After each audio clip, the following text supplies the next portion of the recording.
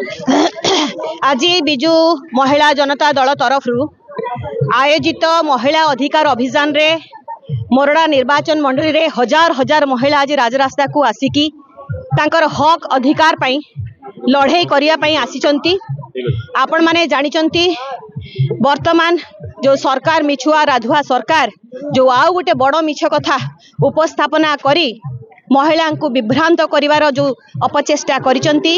जे महिला संरक्षण बिल सांगरे चंचकता करी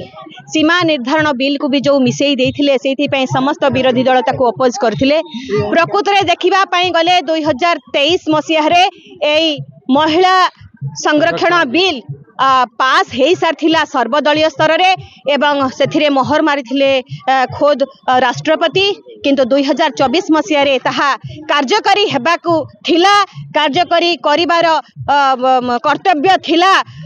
बीजेपी रो केंद्र सरकार रो किंतु से माने न करी एबे जो चारि चारिटी जिल्ला रे निर्वाचन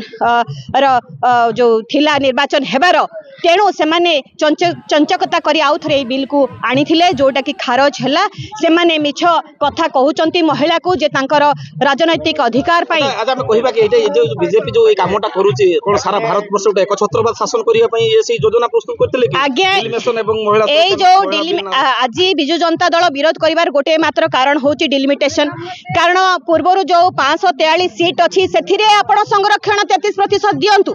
आपण कौन करुचंती जो अंचल रे बीजेपी रो सरकार अछि जोठी बीजेपी रो हिंदी भाषा भाषी लोक वोट अछि सेही अंचल रो सीट को से माने वर्धित करी वेस्ट बेंगल केरल टाइप रो साउथ इंडिया रे एवं ओडिसा भलिया राज्य रे से माने हमर संख्या को कमेई दउचंती। तेणु आमे सेही अधिकार पई लड़ाई करचो हमर संख्या बढ़िबा दरकार नचे सेही संख्या ऊपर से माने 33% संरक्षण देबा दरकार अछि सेही पई सेही लड़ाई करिया पई आज लड़ुआ भौणी माने एकत्रित हेचंती बिजु जनता दल तरफ